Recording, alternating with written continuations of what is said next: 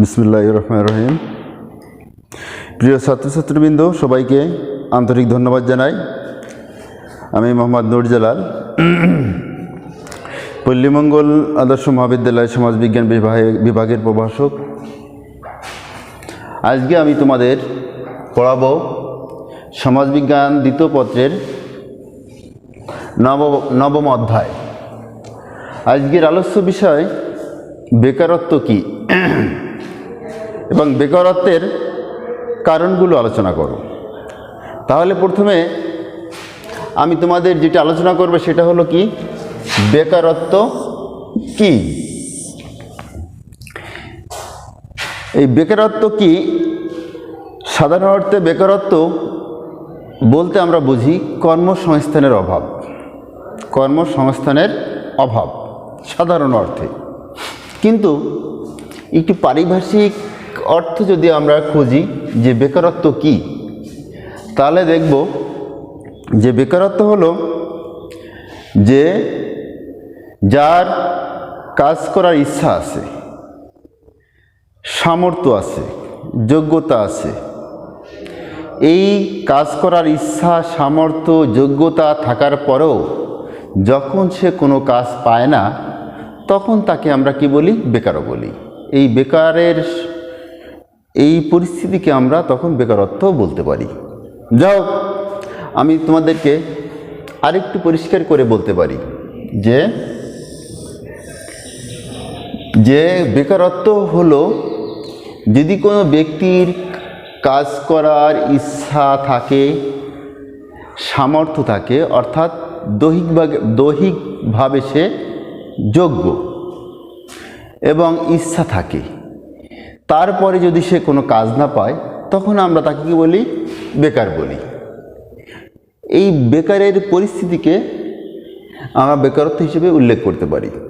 তবে এখানে একটা কথা আছে যে পঙ্গু লোক, যে কাজ করার জন্য অক্ষম, এবং যে লোকটা যোগ্য কিন্তু কাজ করার ইচ্ছা নাই, তাদেরকে আমরা কিন্তু বেকার বলতে পারি না। তাদেরকে আমরা বেকারের সংজ্ঞায় আনতে পারি না, বেকার হিসেবে তাদেরকে আমরা উল্লেখ করতে পারি না। এখন এই বেকারত্বকে যদি আমরা একটু ব্যাপকভাবে আলোচনা করি, যে বেকারত্বটা যে আমরা যদি দেখি কর্মসংস্থানের অভাবে সম্পূর্ণ কর্মহীন অবস্থা। কর্মসংস্থানের অভাবে সম্পূর্ণ কর্মহীন অবস্থা, অর্থাৎ একটা লোক যখন কাজ পায় না, বেকার থাকে, তখন সে কি করে? অন্যের পরে নির্ভরশীল হয়ে থাকে। অর্থাৎ সে অন্যের পরে ডিপেন্ড করে, নির্ভর করে। এটা বেকারত্বের একটা বৈশিষ্ট্য, যে যখন সে কাজ পায় না, তখন কি করে? অন্যের পরে সে নির্ভর করে, অন্যের পরে সে ভর হয়ে সে কী করে? তার আহার, রোজগার, তার বিভিন্ন বিষয়ে যে প্রয়োজনীয় বিষয়গুলো, এইগুলো মেটানোর চেষ্টা করে। এখন এই বেকারত্বকে আবার কেউ কেউ বিভিন্নভাবে কিন্তু দেখিয়েছেন। যদি কোনো ব্যক্তি 8 ঘন্টা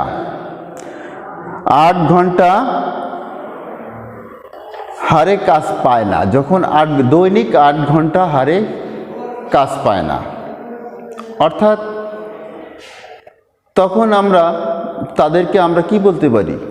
তখন আমরা তাদেরকে আংশিক বেকারত্ব বলতে পারি। দৈনিক যখন 8 ঘন্টা হারে কাজ পাবে না, তাদেরকে আমরা আংশিক বেকারত্ব বলতে পারি।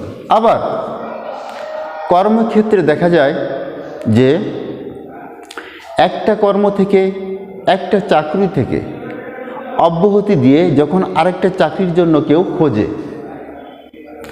অর্থাৎ এই চাকরিটা আমার ভালো লাগলো না, এই চাকরিটা আমি করতে পারছি না, করব না, তাহলে আমাকে এইটা ছেড়ে দিয়ে আরেকটা চাকরি কী করতে হবে? খুঁজতে হবে। এই চাকরি থেকে অব্যাহতির পর আরেকটা চাকরি পাওয়া পর্যন্ত মাঝের যে সময়টা, এই মাঝের যে সময়টা, এটাকে আমরা সাময়িক বেকারত্ব বলতে পারি। এই সময়টাকে আমরা কি বলতে পারি? সাময়িক বেকারত্ব বলতে পারি।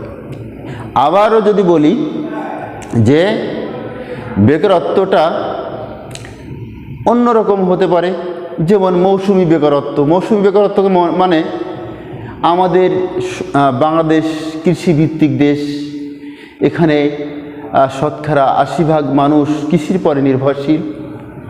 এখন এই কৃষি কাজের সাথে যারা জড়িত, দেখা গেল যে এক এক অঞ্চলে এক এক ধরনের কৃষিকাজ হয়। যেমন আমি যদি বলি আখ চাষি, আখ চাষের সাথে যে সমস্ত কৃষকরা জড়িত, আখ চাষ যখন হয় তখন তারা কাজে লিপ্ত থাকে, তখন তারা বেকার থাকে না। কিন্তু যখন আখ চাষটা শেষ হয়ে যায়, তাহলে তখন ওই সময়টা তারা বেকার হয়ে পড়ে। এদেরকে আমরা মৌসুমি বেকারত্ব হিসেবে উল্লেখ করতে পারি। তদ্রূপভাবে আখ চাষ, ধান চাষ, তারপরে অন্যান্য যে বিভিন্ন বিষয় যে চাষাবাদ করে কৃষকরা, তাদেরকে আমরা এইভাবে কি করতে পারি? আমরা উল্লেখ করতে পারি। আমরা তাছাড়া আমরা প্রযুক্তিগত বেকারত্বটাকে আমরা উল্লেখ করতে পারি। প্রযুক্তিগত কারণে বেকারত্ব কীরকম? সেটা বেকারত্ব হয় যে এখন পৃথিবীতে প্রযুক্তির অনেক উন্নতি হয়েছে। দেখা গেল একটা অফিসে আগে হাতে কাজ করতো 20 জন, 20 জনে বিভিন্ন হাতের লেখার মাধ্যমে বিভিন্ন কাজগুলো সম্পাদন করা হতো। দেখা গেল যে ওই অফিসে কি করা হলো? কম্পিউটারের ব্যবস্থা করা হলো। সেখানে ওই 20 জনের কাজ 2 জনের মাধ্যমে কি হচ্ছে? শেষ হয়ে যাচ্ছে, সম্পন্ন হচ্ছে, সম্ভব হচ্ছে। তখন ওই 8 জন লোককে কি করা হলো? ছাঁটাই করা হলো, যে আর লোকের প্রয়োজন নাই, আমার 20 জনের কাজ 2 জনের মাধ্যমে কি হয়ে যাচ্ছে? শেষ করা হচ্ছে। তখন এটাকে আমরা প্রযুক্তিগত কারণে বেকারত্ব বলতে পারি। এছাড়া শিল্প কলকারখানা, দেখা গেল যে আগে এক ধরনের যন্ত্রপাতিতে পরিচালিত হতো, এখন আর এক ধরনের যন্ত্রপাতি, উন্নত যন্ত্রপাতি, প্রযুক্তির মাধ্যমে যন্ত্রপাতি কি হলো? আপডেট করা হলো। করার ফলে ওই শিল্প কারখানা যখন ওই প্রযুক্তিগত যে বিষয়গুলো দিয়ে আপডেট করা হবে, তখন নিশ্চয়ই ওই কর্মগুলো, কাজের যে উৎপাদন কাজগুলো কিছুদিনের জন্য হলেও কি থাকবে? বন্ধ থাকবে। তখন কিন্তু ওই যারা কাজে লিপ্ত ছিল, তারা ওই সময়টা কী হয়ে পড়বে? বেকার হয়ে পড়বে।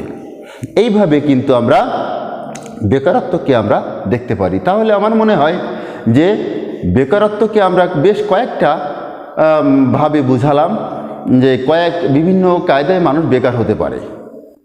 এখন সবচেয়ে বড় স্পষ্ট কথা হলো এই যে বেকারত্ব আমরা তখনই বলবো যে যখন কর্মের অভাব থাকবে। অর্থাৎ একটা লোকের কাজ করার ইচ্ছা আছে, যোগ্যতা আছে, সামর্থ্য আছে, এই ইচ্ছা, যোগ্যতা, সামর্থ্য থাকার পরেও যখন সে কাজ পাবে না, তখন আমরা কি বলবো? তাকে আমরা বেকারত্ব বলবো। তাহলে আজকের যে আলোচনা, এই আলোচনা থেকে আমার মনে হয় তোমরা এই বেকারত্ব কিছুটা তোমরা হলো বুঝতে পেরেছো। এছাড়াও কিন্তু আমরা অনেক ছদ্মবেশী বেকারত্ব দেখতে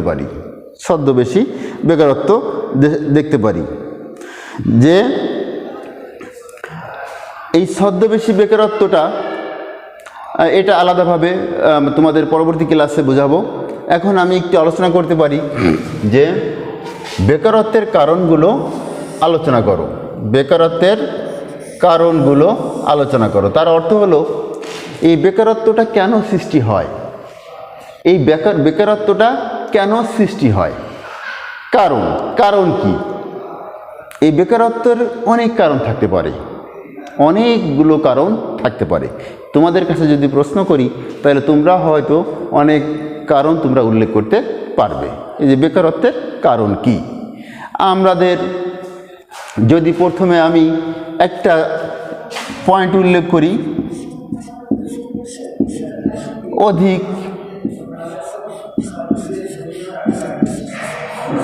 জনসংখ্যা, অধিক জনসংখ্যা। একটা পয়েন্ট যদি উল্লেখ করি, অধিক জনসংখ্যা, আমাদের যে পপুলেশন, যে জনসংখ্যা এত বেশি যে সেই তুলনায় আমাদের কর্মসংস্থানের অভাব আছে। দেখা গেল যে আমাদের 1,47,570 কিলোমিটার যে ভূখণ্ড, এই ভূখণ্ডে যে কর্মসংস্থানগুলো আছে তার চেয়ে লোক সংখ্যা অনেক বেশি। এত বেশি লোক সংখ্যা যখন হয়ে যায় তখন কিন্তু শিল্প কলকারখানার সেই সভ্যতা ওইভাবে আগাতে যদি না পারে তখন কিন্তু এত মানুষের এই সংস্থান করা সম্ভব হয় না। আর অধিক জনসংখ্যা যদি না হয়, জনসংখ্যা যদি সীমিত থাকে ভৌগোলিক অবস্থান অনুসারে, শিল্প উন্নতি অনুসারে, তখন কিন্তু মানুষের বেকারত্বের হারটা কী হয়, কমে যেতে পারে। যাই হোক, এরকম আমি তোমাদের আরও অনেক অনেক বেকারত্বের কারণ আমি তুলে ধরতে পারি, যে অস্বাস্থ্য, অপুষ্টি, ত্রুটিজনিত শিক্ষা ব্যবস্থা। আমি আরও স্পষ্ট করে বলতে পারি যে আমাদের যে শিক্ষা ব্যবস্থা আছে, এই শিক্ষা ব্যবস্থা আছে ত্রুটিপূর্ণ শিক্ষা ব্যবস্থা। ত্রুটিপূর্ণ শিক্ষা ব্যবস্থা অর্থাৎ আমি শিক্ষা লাভ করলাম, সেই শিক্ষা লাভ করে শিক্ষাটাকে বাস্তবে প্রয়োগ করতে পারলাম না, প্র্যাকটিক্যাল কাজে আমি ব্যবহার করতে পারলাম না, তাহলে আমার কি হলো না, কর্মসংস্থান, আমি কোনো জায়গায় যোগ্য হিসেবে গণ্য হলাম না। তখন কিন্তু ওই লোকটা কি হলো, ওই শিক্ষা গ্রহণ করে কি হলো, বেকার হয়ে পড়লো। এটাকে আমরা কি বলতে পারি, যে ত্রুটিপূর্ণ শিক্ষা ব্যবস্থা। তাহলে এই ত্রুটিপূর্ণ শিক্ষা ব্যবস্থা হলো বেকারত্বের একটা কারণ। তারপরে যদি আমরা বলি অনুন্নত কৃষি ব্যবস্থা, অনুন্নত কৃষি ব্যবস্থা অর্থাৎ আমরা যদি বলি যে আমাদের যে কৃষি ব্যবস্থাটা আছে এটা অনুন্নত। এখনও যদিও আমাদের দেশ কৃষির ক্ষেত্রে আগের চেয়ে অনেক কী করেছে, উন্নতি লাভ করেছে, তারপরও এখনও কিন্তু কী হয়েছে, কৃষিক্ষেত্রে অনুন্নত প্রযুক্তি আমরা কী করছি, ব্যবহার করছি। আমরা যদি পশ্চিমা দেশগুলো দেখি যে তারা কৃষিক্ষেত্রে আধুনিক যন্ত্রপাতি ব্যবহার করছে, বীজের ক্ষেত্রে তারা হাইব্রিড বিভিন্ন রকম বীজ তারা কী করছে, বপন করছে, অল্প জায়গায় তারা অধিক ফসল ফলাচ্ছে। তারপরে এই কৃষি কাজকে এমন কায়দায় তারা নিয়ে এসেছে যে তার সেখানে অনেক কর্মসংস্থানের সৃষ্টি হচ্ছে। এই ফলে কী হচ্ছে, যখন অনেক কর্মসংস্থান সৃষ্টি হচ্ছে তখন কৃষকদের ওই বেকারত্বের হারটাও কমে যাচ্ছে। তাহলে আমাদের এই যে কৃষির অনুন্নত অবস্থার জন্য কি হচ্ছে, বেকারত্ব সৃষ্টি হচ্ছে। তাহলে যা হোক, বেকারত্বের আরও অনেক কারণ থাকতে পারে, আমি পরবর্তী ক্লাসে তোমাদের সেগুলো আলোচনা করব। তাহলে আজকে তোমাদের আমি যেটা পড়ালাম সেটা হচ্ছে কি, বেকারত্ব কি, বেকারত্ব কাকে বলে, বেকারত্বের কারণগুলো আলোচনা করো। তোমরা এই বিষয়গুলো বাসায় ভালো করে দেখবে। নেক্সট ক্লাসে এই বিষয়গুলোর প্রতি আমি আরও কিছুটা আলোচনা করার চেষ্টা করব। সবাইকে ধন্যবাদ জানিয়ে এবং সবার সুস্বাস্থ্য এবং মঙ্গল কামনা করে এখানে আমি ক্লাসটা শেষ করছি। খুদা হাফেজ।